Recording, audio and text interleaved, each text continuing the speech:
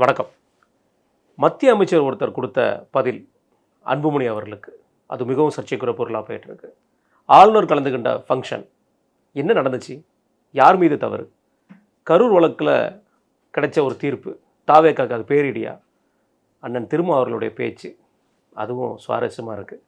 இதுதான் உங்கள் talk with முத்தலிஃபில் நம்ம இன்றைக்கி பேச இருக்கோம். நான் உங்கள் வீரமணி. 250 எபிசோடு நாளைக்கு இருக்குது. உங்களுடைய கேள்வியில் நாங்கள் கேட்க சொல்லியிருந்தோம். இந்த முறை கொஞ்சம் நல்ல நல்ல கேள்விகள், அரசியல் சம்மந்தப்பட்ட கேள்விகள் கேட்பீங்க நம்புகிறோம். ஹை பட்டன் ப்ரெஸ் பண்ணுங்கள், சப்ஸ்கிரிப்ஷன் பண்ணி பாருங்கள். நிறைய பேர் சப்ஸ்கிரைப் பண்ணாமல் பார்க்குறீங்க. சப்ஸ்கிரைப் பண்ணிங்கன்னா எங்களுக்கு அது ப்ரொமோஷனாக இருக்கும்.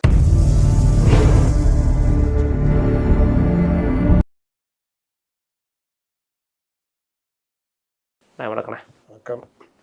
ஆனால் இன்றைக்கி காலையிலே பார்த்தீங்கன்னா ஒரு பரபரப்பு செய்தி என்னென்னு பார்த்தா, ஆளுநர் கலந்து கொண்ட அந்த மனோன்மணியம் சுந்தரனார் யூனிவர்சிட்டியோட பதக்கம் வழக்கிற அந்த ஃபங்க்ஷனு யார் சொன்னான்னு தெரியல. 113 பேருக்கு மட்டும்தான், அதாவது தங்கப்பதக்கம் வென்றவங்களுக்கு மட்டும்தான் கொடுப்பாரு, மீது யாருக்கும் கொடுக்க மாட்டாங்கன்னு சொல்லி யார் சொன்னாங்கன்னு தெரியல.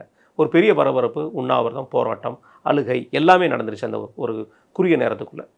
உடனடியே ஆளுநருடைய செயலாளர் எல்லாருக்குமே ஆளுநர் கொடுப்பாங்க, 800 பேருக்குமே ஆளுநர் கொடுப்பாங்க அப்படிங்கிற ஒரு வார்த்தையோடு தொடங்கப்பட்டிருக்கு.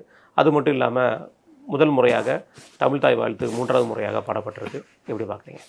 ஆளுநர் ஜனாதிபதி கலந்து கொள்ளும் நிகழ்ச்சிகளில் முதலில் வந்தே மாதரம் பாடணும் அப்படின்றது ஒரு மேண்டேட்ரி அப்படின்றது மத்திய அரசுடைய சட்டம். ஆளுநர் எங்கே அதிகாரமிக்கவராக இருப்பார்னா, அவருடைய ராஜ்பவன் நிகழ்ச்சி ப்ளஸ் அவர் வேந்தராக இருக்கக்கூடிய பல்கலைக்கழக பட்டமளிப்பு விழாக்கள், அவர் ராஜாவாக இருக்க இடங்களில், அந்த மாதிரி நிகழ்ச்சிகளில் ஆளுநர் சொல்கிறது தான். அது இல்லாமல் நேற்று ஒரு சர்க்குலரே ஆளுநர் மாளிகையிலேருந்து வந்திருக்குது, லோக்பவன்லேருந்து. என்னென்னா, ஃபஸ்ட்டு வந்தே மாதரம், செகண்ட் தேசிய கீதம், 3வது தமிழ்தாய் வாழ்த்து.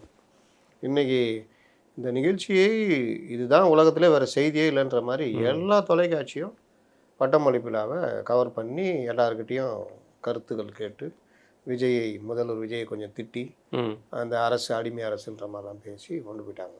இதே திமுக அரசில் இருந்தாலும் இதே தான் இவங்க பண்ணுவாங்க. இதே மாதிரி தான் அமைச்சர் போயிடுவார், புறக்கணிப்பாக இருக்கும் எல்லாருக்கும். ஆனாலும் இப்போ இவர்களுக்கு என்ன, தமிழ்தாய் வாழ்த்தான் முதலில் பாட வேண்டும் என்பதே எங்களுடைய நிலைப்பாடு, அதெல்லாம் சொல்லிட்டு இவங்களும் சொல்லிட்டாங்க. அவ்வளோதான்.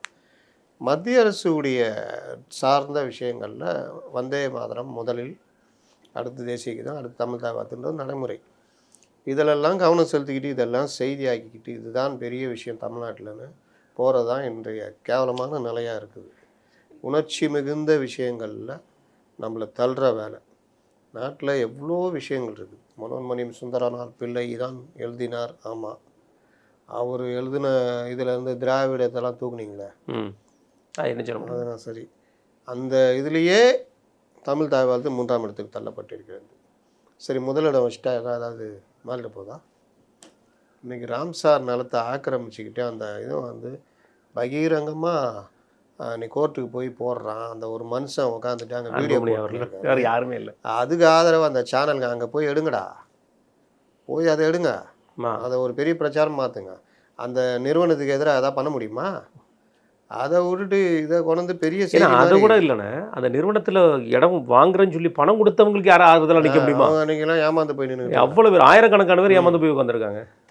அதெல்லாம் பேசாமல் இதை இது பெரிய விஷயம் மாதிரி கொண்டு போயிட்டுருக்கானுங்க. இப்போ இதுக்கு ஒரு 4 பேர் வருவோம், நீ இது பேசுகிற அது பேசுகிற, அப்படியே இருந்துட்டு போங்க, ரைட், நல்லாயிருக்கும். இதில் என்னதானே, அமைச்சர் புறக்கணிப்பு கூட சரின்ட்டு போயிடலாம். ஹெச்ஓபிஎஃப் அவர் கிரிமினாலஜியில் டாக்டர் பட்டம் வாங்கியிருக்காரு சார், அவருமே போகல அப்படிங்கிற மாதிரி சொல்கிறாங்க. ரைட், அது ஏதோ ஒரு கான்செப்ட் சொல்கிறார். ஹெச்ஓபிஎஃப் நம்ம டிஜிபி அவர் மகேஷ்குமார் அகர்வால் கிரிமினாலஜியில் டாக்டர் பட்டம் பிஹெச்டி முடிச்சிருக்காரு அன்றைக்கி.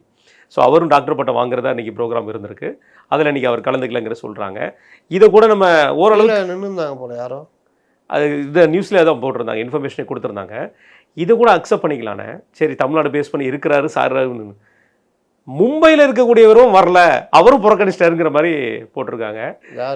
மும்பையிலே இதே மாதிரி கிரிமினாலஜியில் பிஹெச்டி முடிச்சிருக்காரு, அங்கே உள்ள ஒரு ஐபிஎஸ் அதிகாரி, அவருமே புறக்கணிச்சிட்டார் அப்படிங்கிற மாதிரி. இது வித்தியாசமான ட்ராக்ல கொண்டு போகிறாங்களே இங்கே உள்ள ரிப்போர்ட்டர்ஸ். இது எப்படி பார்க்குறது? இன்றைக்கி ஊடகங்கள், இன்றைக்கி ஜெர்னலிசம் இப்படி ஆகிக்கிட்டு இருக்குது. இன்றைக்கி எல்லாம் சின்ன சின்ன பசங்க மேலே இருக்கிற சேனல்காரனும் எது பேஜ் போகணும், எது செய்தின்றதில் ஒரு இதை கொண்டு போகிறாங்க. அப்போ இந்த மாதிரி விஷயங்கள்லாம் போய்கிட்டு தான் இருக்கும். நம்ம வேலையை பார்த்துட்டு தான் இருக்கணும், ஒண்ணும் பண்ண முடியாது. இது ஒரு புறம் இருக்க, இன்றைக்கு வந்து ஒரு பரபரப்பு செய்தி, இன்னொரு செய்தி வந்து ராணிப்பேட்டை எம்எல்ஏ கபில்ங்கிறவர் வந்து தாவைக்காவோட எம்எல்ஏ பத்திரிகையாளர்களை தாக்கிட்டாங்க அப்படிங்கிற ஒரு குற்றச்சாட்டு. நடந்தது என்ன அப்படின்னு சொல்லி பார்த்தா, அவர் ஜனநாயகம் படம் பார்த்துட்டு வெளியே வந்திருப்பார் போல இருக்குது. ஒரு யூடியூபர் வந்து கேட்டிருக்காரு. அது வழக்கம் போல் ஒரு கையை ஓங்கின மாதிரி ஒரு இது வந்திருக்கு. இதை வச்சு ஏதோ ஒரு பிரளயம் நடந்திருக்கு. அந்த 2 பத்திரிகையாளர்கள் வந்து ஹாஸ்பிட்டல் அட்மிட் அப்படிங்கிற மாதிரி விஷயம் போயிட்டுருக்கு. இதுவும் காலையிலேருந்து பரபரப்பு செய்திகளாக போயிட்டுருக்கு. எப்படி பார்க்குறீங்க? இந்த மாதிரி கேள்வி இதை பற்றி பேசுதுன்றது எனக்கு உடன்பாடு கிடையாது. ஆனாலும் நான் அந்த விவரம் நடந்த பிறகு சம்மந்தப்பட்டவர்களை கூப்பிட்டு விசாரித்தேன். இது நடந்தது ஒரு 5 நாள் படம் வெளியான அவர் வெளியே வரும்பொழுது அவன் தெரிஞ்ச யூடியூபர் போல் கேட்டதுக்கு சும்மா அப்படின்ட்டு போயிட்டார். நம்ம ஊரில் இப்படின்னா கூட பார்த்து தான் பண்ணணும். பொதுவெளிக்கு வந்த பிறகு அதை யாரையா அடிக்க கை தூக்கிட்டாருன்னு வாங்க. நண்பராக இருந்தால் கூட பொதுவெளியில் தோளில் தட்டிலாம் பேசக்கூடாது. புரியுதா? ஆமாம், கரெக்டாக அடித்தடி அடிச்சிட்டாரு அப்படின்னு வாங்க. அதனால் இந்த விஷுவலை எடுத்து ஒரு பிரபல சேனல் வைரல் ஆக்குது. வைரல் ஆக்கணுன்னா மற்ற சேனல்காரங்க எவ்வளோ பெரிய செய்தி மேகதாட்டு சம்மந்தப்பட்டது, ஆமாம், உடனடியாக இது ஏன் போடலன்னு மற்ற செய்தியாளர்கள் நெருக்கடி.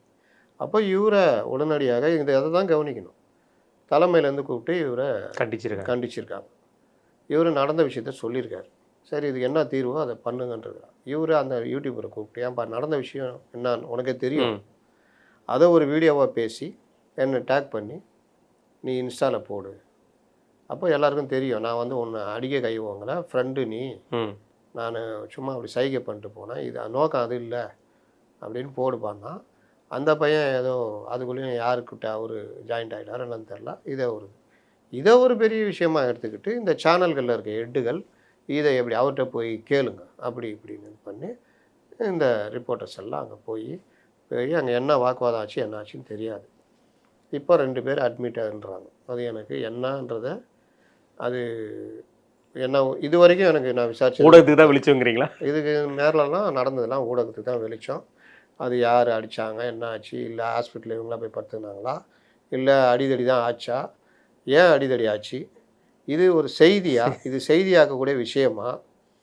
நீ அந்த 1 மணி நேரத்துக்கு மேலே 1 மணி நேரத்துக்கு மேலே லைவில் போயிட்டுருக்கு. அப்படியா? ஆமாம், 1 மணி நேரத்துக்கு மேலே போயிட்டுருக்கு 3 சேனலில். அதே நேரத்தில் நடந்தது தான் ஆளுநரோட பிரச்சனையும். உடனே அது முடிஞ்சோன்னே இதுக்கு வந்துட்டாங்க. இல்லை, நான் சொல்ல வர்றது இந்த அரசுக்கு எதிராக பெரும்பாலான ஊடகங்கள் இருக்குது இன்னை வரைக்கும். நீங்கள் அவங்கள மாதிரி எதாவது கவனிச்சிங்கன்னா அவங்க பார்த்து பண்ணுவாங்க. அந்த மாதிரி இல்லாதனால பெரும்பாலான ஊடகங்கள் இன்னும் அப்படியே தான் இருக்காங்க. இன்னொன்று இவங்க விளம்பரம் வேறு கொடுக்கறதில்ல, நிறுத்திட்டாங்க. செய்தித்துறை ரொம்ப தவறாக அதனால் அவங்கள போட்டு நெருக்கி நீ விளம்பரத்தை கொடுத்தே ஆகணும்னு. இவங்க எந்தெந்த வகையிலலாம் துட்டை மிச்சப்படுத்துகிறோம். நான் ஒன்று சொல்லிட்டா, பக்கிங்ஹாம் கால்வாய் சுத்தப்படுத்தணும்னு நல்ல ஐடியாவாக இருக்கேன்னு. ஆமாம், அவர் எல்லா ஏற்பாடெலாம் பண்ணார்ல. அப்புறம் அவரே கூப்பிட்டு சொல்லியிருக்காப்புல, நிதி பெரிய பிரச்சனையாக இருக்குது, இப்போ நிறுத்தி வைக்கலாம், அடுத்த இது வரும்பொழுது நம்ம நிதி இது பண்ணிட்டு பக்கிங்ஹாம் கால்வாய் சுத்தப்படுத்துகிற பண்ணுவோன்னு முதல்வரே பண்ணியிருக்காரு. அப்போ அவங்க அந்த அளவுக்கு அவங்க நிதி மற்ற விஷயங்கள்லாம் யோசிக்கிறாங்க, செலவு மற்ற விஷயங்கள்லாம். அப்படி இருக்கும்போது சும்மா வெத்து விளம்பரம் போன இதில் கொடுத்துருந்தாங்கல்ல, அந்த மாதிரி கொடுக்கணும்னு எதிர்பார்த்தா எப்படி?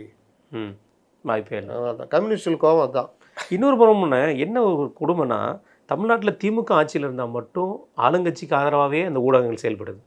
அதிமுகவோ இப்போ தாவேக்காவோ நம்ம ஒரு உதாரணத்துக்கு பார்த்துட்டு இருக்கோம். அப்படி இருந்தால் எதிர்கட்சிக்கு ஆதரவாக ஊடகங்கள் செயல்படுறது எப்படி பார்க்குறீங்க? இதான் ஊடக தர்மமா? நான் தான் சொன்னேங்க, அவங்க இருக்கிற வரைக்கும் விளம்பரம் அதை கொடுத்துருந்தாங்க, இவங்க வந்தோன்னே விளம்பரம் கொடுக்கும். அது மட்டும் தான் நோக்கமா? மற்றபடி வேறு அது ப்ளஸ் அவங்க இன்னும் கையில் மெயின்டைன் பண்ணுறாங்க. அது ஒரு பெரிய மெயின்டைன் பண்ணுறது ஒரு காரணம். 3வது, இயல்பாகவே ஒரு மாப் மென்டாலிட்டியில் தான் இந்த ரிப்போர்ட்டர்ஸ் இருக்காங்க. அவங்கள பொறுத்த வரைக்கும் இப்போ நீட்டில் உண்மையை தேட மாட்டாங்க. தாவேக்காலே தேடல, அப்புறம் என்ன இவங்கள? அப்போ இந்த மாதிரி ஒவ்வொரு விஷயத்துலையும் இப்போ தமிழ் தாய் வாழ்த்து ஒரு ரிப்போர்ட்டுன்னா யோசிக்கணும். சென்ட்ரல் கவர்மெண்ட் மத்திய அரசு MHA என்ன இது கொடுத்துருக்கு, எல்லா இடத்துலையும் இது ஃபாலோ பண்ணுறாங்களா? தமிழக அரசு நடத்துகிற நிகழ்ச்சியில் தமிழ் தாய் வாழ்த்து முதலிடமா இல்லை 3வது இடமா? அந்த மாதிரி இது வந்து பல்கலைக்கழகம் வேந்தர் துணை வேந்தர் அவங்க இதுக்குள்ளே நடக்கிறது. அப்போ அதில் எப்படி இந்த மாதிரி விஷயங்கள்லாம் ஃபாலோ பண்ணி பண்ணணும். ஆனால் ஒருத்தன் போட்டுட்டான்னா அடுத்தவன் போடணும், உடனே லைவ் போகணும். அப்படி தான் இன்றைக்கி இதாகிடுச்சு. அதனால தான் இந்த ஊடகங்கள் மேலே மக்களுக்கு மரியாதை குறைஞ்சி சமூக வலைதளம் பக்கம் போயிட்டாங்க. மேகதாது விவகாரத்தில் அண்ணன் அன்புமணி அவர்களுடைய ஒரு பெட்டிஷன் இதை வந்து அவர் அங்கே மத்திய இணையமைச்சர் நீர்ப்பாசன இணையமைச்சர் சொன்ன கருத்து பயங்கர பரபரப்பாக இன்றைக்கி காலையிலேருந்தே போயிடுச்சு. உடனடியாக முதல்வரும் அவர்களும் மோடி அவர்களுக்கு பிரைம் மினிஸ்டர் மோடி அவர்களுக்கு கடிதம் எழுதியிருக்காரு. அது குறிப்பாக அவர் சொன்ன வார்த்தை, மேகதாது அணை கட்டுவதற்கு தமிழ்நாடோ அல்ல மற்ற மாநிலங்களோட ஒப்புதல் கர்நாடகாவுக்கு தேவையில்லை அப்படிங்கிற ஒரு வார்த்தையை சொன்னதா உச்சநீதிமன்ற தீர்ப்பிலே அது இருக்குது அப்படிங்கிற மாதிரி சொல்லப்பட்டிருக்கு. இது மிகப்பெரிய கண்டனம். முக்கியமாக சொல்லணும்னா வீதி லீடர் அமைப்போட தலைவர் அண்ணாமலை அவர்களுமே மிகப்பெரிய நீண்ட நெடிய அறிக்கையை விட்டுருக்காரு. குறிப்பாக மத்திய அரசாங்கத்தை சாடியும் பேசியிருக்காரு. எப்படி பார்க்குறீங்க? உச்சநீதிமன்றம் அப்படி சொல்லலை, அவ்வளோதான். ஏன்னா உச்சநீதிமன்றம் நதி படுகையுடைய கீழே இருக்கிற மாநிலங்களுக்குடைய உரிமைகள் எப்போவுமே உண்டு. அது உலக லெவல்லையே. ஆமாம், ஒரு நீர் போகுதுன்னா அது போய் கடலில் கலக்கிற வழியில் இருக்கிற நிலப்பரப்புகள் தான் அதிக உரிமை இருக்குது. அதை நீரை தடுக்கிறதோ அணை கட்டுறதோ இது பண்ணக்கூடாது, இவருடைய கன்சர்ன் இல்லாமல். காவிரி ஆணையம் மற்ற இதுலேயும் நமக்கு வந்து அணை கட்டுறதுன்றது பிரச்சனை. நேற்று இவர் ஆதவர்ஜுனா சொன்ன மாதிரி இவர்கள் தப்பாக கொண்டு போய் அந்த ப்ரீமெச்சூர்னுவாங்க, முன்கூட்டியே மனு தாக்கல் பண்ணால் தான் அவன் தள்ளுபடி பண்ணாங்க. மறுபடியும் மறுசீராய்வுன்னு போனப்போ அவன் திட்டி அனுப்பிச்சி விட்டாங்க. இதையும் இங்கே எப்படி பிரச்சாரம் கொண்டு போனாங்கன்னா தமிழக அரசு மனு தள்ளுபடி. ஆனால் ஊடகங்கள் அது பெருசாக ஆக்கலை. ஏன்னா பண்ணது திமுக. இப்போ இவர்கிட்ட வந்து இந்த ப்ரெஷரை திணிக்கிறாங்க. இங்கே என்னென்னா யாராவது ஒரு அமைச்சர் ஏதாவது வளரிட்டு இருப்பான், அன்னைக்கு கூட வளர்னான், நான் அவனுக்கு தண்ணி விடணும்னு அவசியம் இல்லைன்னு. அப்புறம் பிரச்சனை பெருசானோன்னா நான் அப்படி சொல்லிங்க, எங்கள்கிட்ட இல்லை வந்தவொன்னே அனுப்புகிறேன்னு சொன்னாங்க. அந்த மாதிரி ஒரு உளறல் பார்ட்டி தான் அங்கே இருக்கிறான். நீங்கள் அதை வச்சுக்கிட்டு நீங்கள் என்ன பேச முடியும்? அன்புமணி ராமதாஸ் சொன்னது தான் கரெக்டு, அவர் சொல்கிறது தான். உடனே இவருங்க பாயிறாங்க. யார்? மாணிக் தாகூர். மத்திய அரசுக்கு ஜால்ரா அடிக்கிறீங்களா? சரி, இன்னும் அவர் ஜால்ரா அடிக்கிறாருப்பா, ராகுல் காந்திகிட்ட சொல்லி டிகே சிவகுமார்கிட்ட சொல்ல, தண்ணி விட சொல்ல, பக்கத்தில் தான் இருக்கீங்க, இந்த விஷயத்தை நிறுத்த சொல்ல. ஆமாம், செஞ்சுருக்கலாம் பார்ப்போம். இவங்க வந்து காங்கிரஸ் ஒரு பெரிய பேரிடர் கட்சின்னு சொல்லலாம் இந்தியாவுக்கு. இவங்க இருக்கும்போது தான் இந்த பிரச்சனைலாம் வரும். நாளைக்கு ஒரு பிஜேபி கவர்மெண்ட் அங்கே வருது வச்சுக்கோங்க, இந்த பிரச்சனை வேறு மாதிரி தீர்க்கப்படும். முதல்வர் அவர்கள் சொன்ன பாயிண்டில் ஒரு பாயிண்ட் வந்து பணிவன்புடன் உங்கள்கிட்ட நான் வேண்டி கேட்டுக்கொள்கிறேன் அப்படிங்கிற ஒரு வார்த்தையை கடைசியாக முடிச்சிருக்கிறாரு. நீங்கள் தனிப்பட்ட முறையில் இதில் இன்வால்வ் ஆகணும்னு சொல்லி பிரைம் மினிஸ்டர் மோடி அவர்களுக்கு கடிதம் எழுதியிருக்காரு. இந்த வார்த்தையை எப்படி பார்க்குறீங்கண்ணே? பொதுவாக எழுதுறது தான், அதெல்லாம் உட்காந்து சிலாகிச்சு சொல்கிறதெல்லாம் அவசியம் இல்லை. இல்லை, அவர் நீங்கள் உங்களோட இன்வால்மெண்ட்டை கொண்டு வந்து கொடுங்கிறது வந்து சரியான வார்த்தை தான். பொதுவாக எழுதுறது தான், பொதுவான எழுதுறத வார்த்தை எழுதுறது தான். என்ன இவங்க சொல்லுவாங்க, கடிதம் மட்டுமே எழுதுறீங்க. எடப்பாடிக்கு சொன்னார், அப்புறம் இவர் வந்து 5 வருஷம் கடிதம் தான் எழுதினார். ஆமாம், அதே மாதிரி இப்போ இவர் கடிதம் எழுதுறாரு. இந்த அனைத்து கட்சி குழுவை கூட்டிகிட்டு போய் ஒரு ப்ரெஷர் கொடுக்கணும். கொடுத்தா அதை ஏன் பண்ணாமல் இருக்காங்கன்னு தெரியல. ரைட்ண்ணே. ஆனால் உச்சநீதிமன்ற தீர்ப்பில் வந்து ஒரு விஷயம் தெளிவாக இருக்குண்ணே. அது வந்து CWMC, அதாவது காவேரி நடுவர் மன்றமும் சரி, சென்ட்ரல் பாடி அந்த வாட்டர் கமிஷன், அந்த ரெண்டும் அனுமதி இல்லாமல் எந்த இடத்துலையுமே அணையோ இது கட்டக்கூடாதுங்கிற மாதிரி ஒரு ஜட்ஜ்மெண்ட்டை கொடுத்துருக்காங்க. அப்படி இருக்கும்போது இந்த ரெண்டுமே கண்ட்ரோலில் இருக்கக்கூடிய சென்ட்ரல் கவர்மெண்ட் கண்ட்ரோலில் இருக்குது. அப்படி அணை கட்டுறதுக்கு அவங்க போனால் கண்டிப்பாக இது பேன் ஆக வாய்ப்புகள் இருக்கும் இல்லையா? அவங்க தான் பர்மிஷனை கொடுக்கலையாங்க, இவங்க தானங்க சொல்லிக்கிட்டு இருக்கிறாங்க. நீ அதை வச்சுட்டு கேட்டு இருந்தா இவங்க அதை ஒரு கான்செப்ட். இப்போ அப்போ இதில் என்ன மாதிரியான அரசியல் நடந்துட்டு இருக்கு? அவங்க கெட்ட போகிறது. நான் தான் ஏற்கனவே சொன்னேன்ல, அடுத்த எலெக்ஷனு, அதனால் அந்த உணர்வுகளை தூண்டுறதுக்கு இந்த வேலையை பண்ணிகிட்டு இருக்காங்க. நீங்கள் பர்மிஷன் கொடுக்காம கட்டவே முடியாது, ஒரு செங்கலை கூட வைக்க முடியாது. இது வந்து எல்லாருக்குமே தெரியும். ஆனாலும் இங்கே இருக்கிறவங்களுக்கு அரசியல் பண்ணணும். அதுக்கு நீ என்ன பண்ணுற, கம்முனுங்கிற, போனியா, கூட்டு போனியா, வந்தியான்னு. அதில் தான் கடுப்பாகி நேற்று நிர்மல்குமார் மேகதாட்டு அணையை பற்றி ஒரு எதிர்கட்சி தலைவர்கள்னா தெரியும், நீங்களே போய் கேளுங்க, ஒரு மண்ணும் தெரியாதுன்ட்டாப்ல.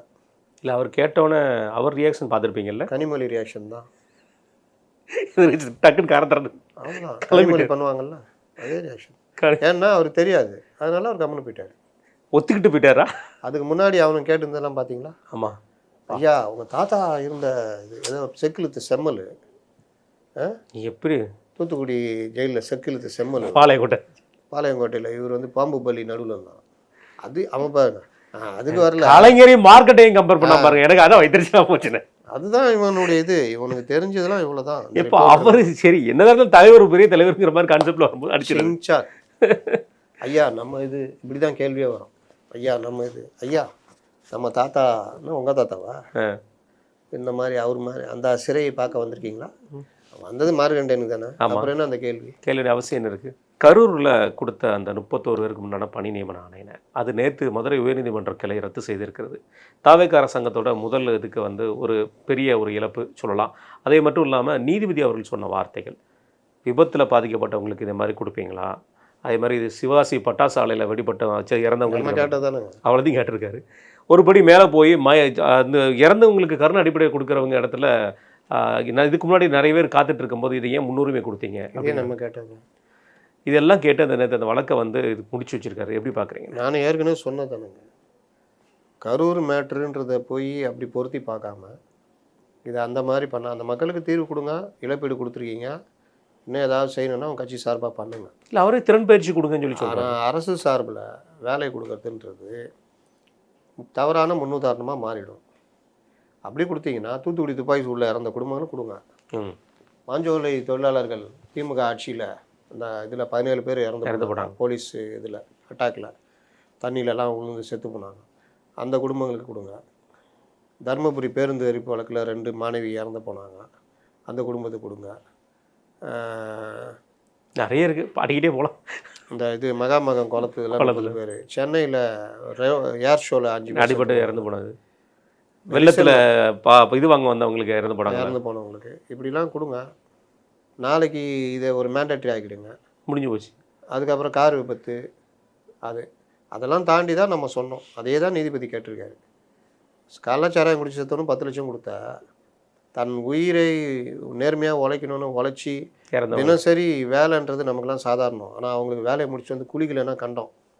அப்படிப்பட்ட ஒரு மோசமான உடலை பாதிக்கிற உள்ளுறுப்புகளை பாதிக்கிற ஒரு தொழிலில் வேலை செய்ய எந்த நேரம் உயிர் போகும். இதை நம்ம பேசிக்கிட்டு இருக்கிற நம்ம அன்றைக்கி பேசினப்போ இந்த இனிமேல் கூட நடக்கும்னு சொன்னோம். ஒரு 2 நாளைக்கு முன்னாடி நடந்துச்சு. 5 பேர் செத்து போயிட்டாங்க. அவங்க மேலே வழக்கு பதிவு பண்ணிக்கிறாங்க. எதுக்குன்னு தெரில, எங்கே போய் சம்மன் கொடுப்பாங்கன்னு தெரில. பாவம், அதான் தெரியல. இங்கேருந்து அப்படி இத்தனைக்கும் வெடிச்சு செதறி இருக்காங்க அவங்க. உண்மையில் அது கொடூரம். இது நாளைக்கும் நடக்கும். நான் அன்னைக்கு சொன்னேன் நாளைக்கும் நடக்கும்னு, நடந்துச்சு, மறுபடியும் நடக்கும். அப்போ அவங்களுக்கு இழப்பீடுனா 2 லட்சம் இல்லை 4 லட்சம். 4 லட்சம் கொடுத்துருக்காரு முதல்ல. அப்புறம் அவங்களுக்கு ஒரு அரசு வேலை கொடுக்கணும் அந்த குடும்பத்துக்கு. இது எந்த அளவுக்கு போயிடுச்சுன்னா, ஒரு குழந்தை இறந்து போன ஒரு விவகாரத்தில் அந்த அம்மா குழந்தை இறந்து போனதுன்றத விட அந்த குழந்தையோட சித்தி அதை கூட அந்த அம்மா பெருசாக பேசலை. இந்த குடும்பத்தில் அரசு வேலை ஒன்று கொடுக்கணுன்றது தான் வலியுறுத்தி பேசுகிறாங்க. அதனால் இது ஒரு முன்னுதாரணமாக போயிடும். அப்புறம் படித்து டிஎன்பிஎஸ்சி எக்ஸாம் எழுதி அது இதுன்னு காத்துட்ருக்கவங்களுக்கு என்ன நீங்கள் மரியாதை கொடுக்குறீங்க? அரசு இந்த ஸ்போர்ட்ஸ் கோட்டாவில் வர்றவங்களுக்கே இந்த காமன்வெல்த்தில் இப்போ ஜெயிச்சுட்டு வந்திருக்காரு, அவருக்கே வேலை கிடைக்காது. ஆமாம், நான் ரொம்ப பேர் பார்த்துருக்கேன். காமன்வெல்த் அடிச்சவங்களுக்கே வேலை கிடைக்காம எத்தனையோ பேர் இருக்காங்க. அது காமன்வெல்த் போகிறது சாதாரணமாக நேஷனல் தாண்டி போகணும். அப்போ அந்த மாதிரி விவகாரங்களில் நீங்கள் தரமாட்டீங்கன்னா இதெல்லாம் எப்படி? அதனால் நீதிமன்றம் கேட்டிருக்க கேள்வி கரெக்டு தான். இப்போ அவர்கள் உச்சநீதிமன்றம் போவார்கள்னு சொன்னால் உச்சநீதிமன்றம் போயிருக்காங்க. அங்கேயும் இதே பதிலை வாங்கிட்டு வந்தாலும் வரலாம். இந்த வாரத்தில் ஏதோ அவசரப்பட்டாங்களா? அவசரம் பட்டாங்க தாவேக்கா. அவர்கள் அதிகாரிகள் கொடுக்குற ஐடியா தான். வெள்ளை காக்கா பறகுதுன்னா 2 காக்கா பறகுதுன்னுவோம். பட் ஆனால் அவங்களுக்கு தெரிய வாய்ப்பு இருக்குல்லண்ணா அதிகாரிகளுக்கு. கண்டிப்பாக இது ரிஜெக்ட் ஆகும். தாங்க சொல்ல வரேன். வேணுன்னா தப்பாக சொன்னால் நம்மளை மாற்றிடுவாங்க.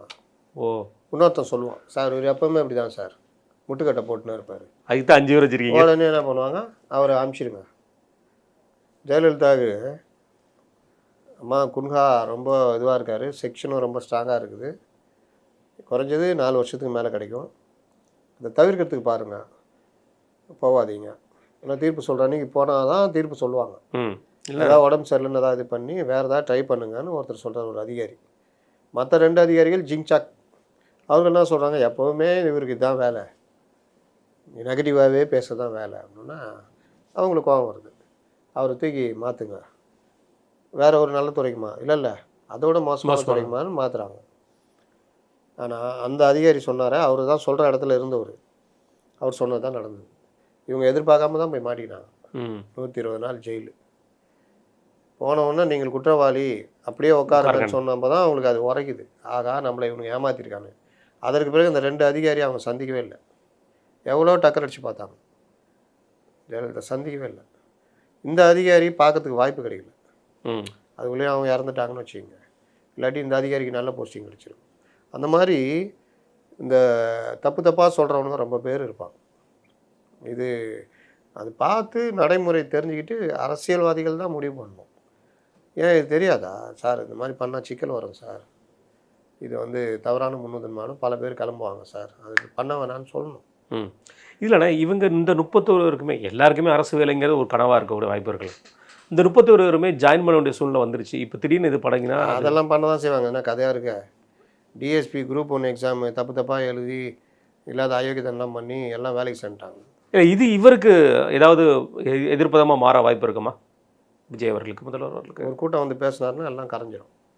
அவ்வளோதான். என்னத்தை எதிர்பார்க்கும்? அதுக்கு வாய்ப்பு இல்லை. இஷ்டப்பட்டு கொடுத்தாரு, அந்த மனுஷன் கொடுக்குறாரு, இவங்க தடுக்கிறாங்க, அவ்வளோதான். அதுலேயும் மாறிடும், அது சிஸ்டமே மாறிடும். இன்னைக்கு ஒருத்தர் பேசிக்கிறாரு, உனக்கு என்னடா நீங்கள் ஏன்டா அப்படி பண்ணுறீங்க, அந்த செத்து போனவங்க வந்து அவ்வளோ பாவம், 41 பேர் போஸ்ட்மார்ட்டமே எப்படி நடந்ததுன்னு சர்ச்சைக்குரிய விஷயம், கோர்ட்டே கேள்வி கேட்பிச்சு, நீங்கள் என்னடா நாம் தமிழர் கட்சி மற்ற விஷயத்தெல்லாம் பேசிக்கிறீங்களாடா, அவங்க தமிழர்கள் தான்றா, நீங்கள் இந்த மாதிரி அநியாயம் பண்ணுறீங்களாடா அப்படிலாம் பேசுகிறாரு ஒருத்தர் பேசுகிறாரு. அதனால் அது அவர்களுடைய உரிமை, நாம் தமிழர் கட்சியுடைய அரசியல் அது. அவர்கள் கேட்குற கேள்வியும் நியாயமான ஒரு கேள்வி. நான் என்ன சொல்கிறேன், நல்லது பண்ணுறீங்க, அதை கரெக்டாக பண்ணுங்க, இதுதான் நம்ம சொல்லுறது. கண்டிப்பாக. இது ஒரு புறம் இருக்க, இன்றைக்கும் நாடாளுமன்றம் இரு அவைகளும் ஒத்திவைப்பு, நாளைக்கும் ஒத்திவைப்பு, இதே கேட்குறீங்க? இல்லைண்ணே, ஒத்தி வைக்கிற கூட நியாயங்களாண்ணே. இவங்க ஏதோ ஒரு கான்செப்ட் ஒன்று கான்செப்டன்சி இருந்துச்சுன்னா சரிங்களா. இப்போ என்ன சொல்கிறாங்கன்னா, ஒரே ஒரு முடிவு, நீங்கள் வந்து எதுக்கு கேஸ் போட்டீங்க, போட்ட கேசஸ் எல்லாம் வாபஸ் வாங்கிட்டாங்க. நீங்கள் போட்ட கேஸ் எல்லாம் காமிங்க, வாபஸ் வாங்கினதை காமிங்க, அப்போ தான் நாங்கள் உள்ளே வருவோங்கிறாங்க.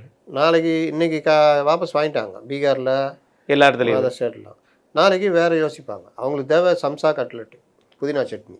இது நான் என்ன கேட்குறேன், இதுக்கு முன்னாடி நீங்கள் அலுவல் கூட்டம் கூட்டுறது இந்த மாதிரி ப்ரோக்ராம் இருக்குன்னு அதெல்லாம் கூட்டுவாங்க, சொல்லுவாங்க. அப்போயாவது நீங்கள் வெளிநடப்பு பண்ணீங்களா நியாயங்களா? கூட்டினதுக்கப்புறம் வெளிநடப்பு பண்ணுறீங்களே, அதுதான் பண்ணுவோம், அதுதான் முறை, இதுதான் அரசியல். இவர்கள் விளங்காமல் போகிறதுக்கு காரணம் இதுதான். ராகுல் காந்தி ஒன்றும் இல்லாமல் போய் பப்புன்னு சொன்னப்போ எனக்குலாம் கோபம் வந்துச்சு. ஒரு நல்ல ஒரு லீடராக இருக்கிறான், இவனை போய் சின்ன பையன் இப்போ தான் வந்திருக்காப்புல, அவரை போய் பப்புன்றாங்க.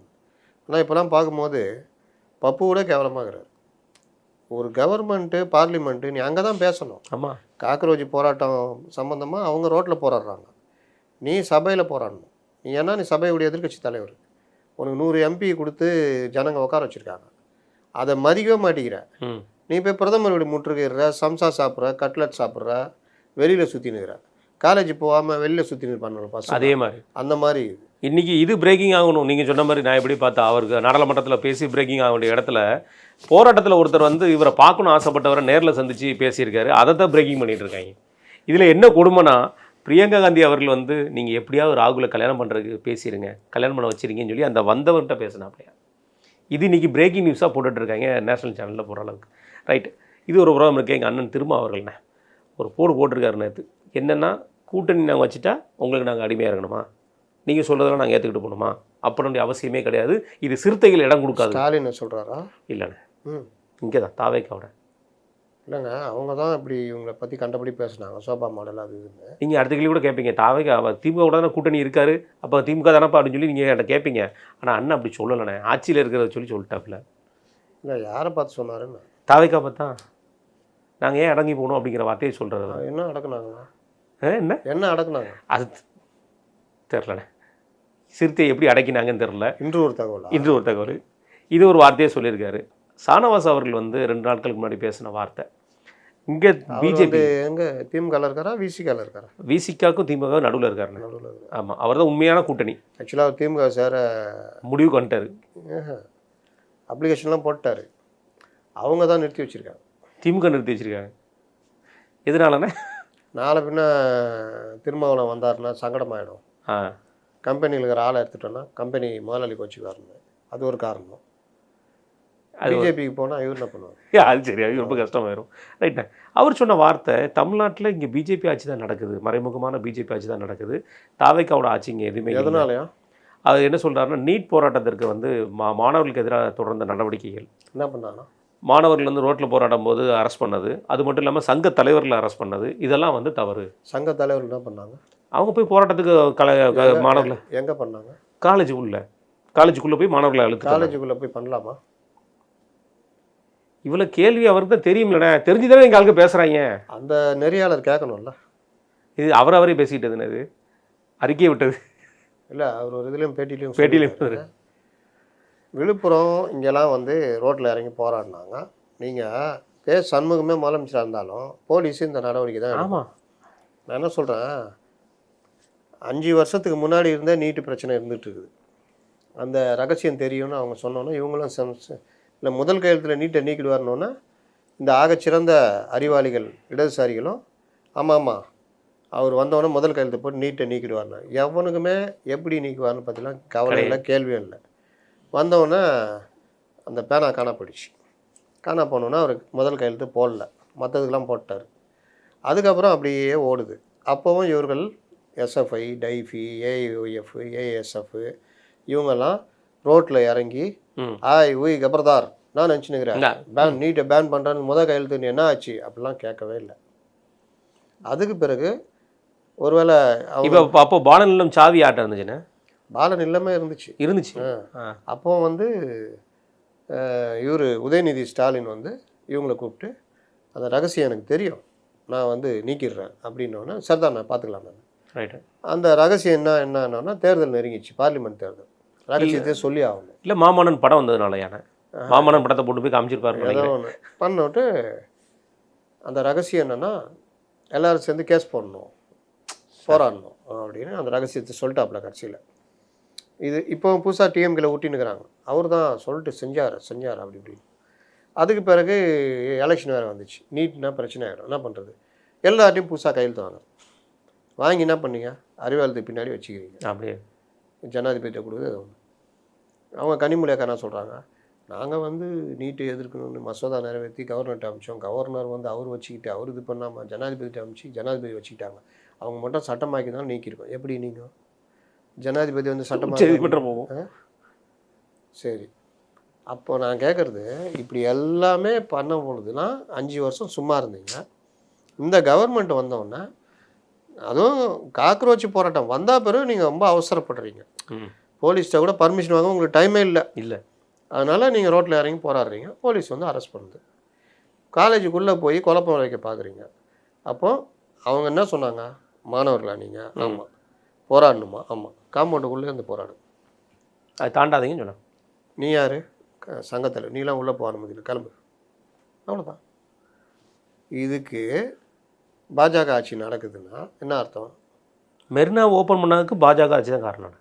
இதுக்கு முன்னாடிலாம் மெரினா டிஎம்கே கவர்மெண்ட்டில் கூட மெரினாவுக்கு போராட்டம் போகுதுன்னு அப்பப்போ கிளம்பிச்சேன், எல்லாமே அலோவ் பண்ணிட்டே இருந்தாங்க. அப்போல்லாம் வந்து ஓப்பன் பண்ணால் மூடிச்சு தான். ஓப்பன் பண்ணி அலோவ் பண்ணி அவங்களுக்கு வரும்போது சாப்பாடு படையெல்லாம் கொடுத்தது திமுக தானே. இது இல்லைண்ணே, இது ஒரு பக்கம் இருக்குண்ணே. அது என்ன ஆகணும், எல்லாம் பிஜேபியே காரணங்கிறது ஒரு அடி அடிக்கிறது.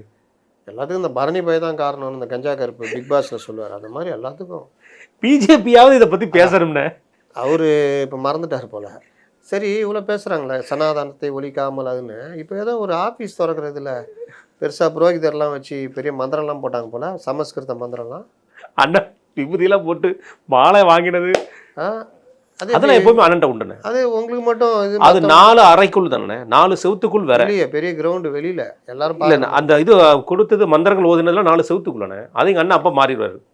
எல்லாரும் தானேங்க, அதானுங்க எல்லாரும் மட்டும் நாங்கள் மாநாடு போட்டா ஓதினுங்கிறாங்க மந்திரம் எல்லாம் அவங்கவுங்க இதில் தான் பண்ணுறாங்க. அப்படிலாம் என்னடா கேள்வி, அதெல்லாம் கிண்டல் பண்ணுறீங்க. அப்போ நீங்கள் மட்டும் அந்த வேலையை பண்ணுறீங்க. நீங்கள் ஒரு பெரியாரிஸ்ட்டை கூப்பிட்டு, நம்ம வீரமணியை கூப்பிட்டு ஒரு கல் நட்டு ஆமாம் பூமி போட வேண்டியதானே.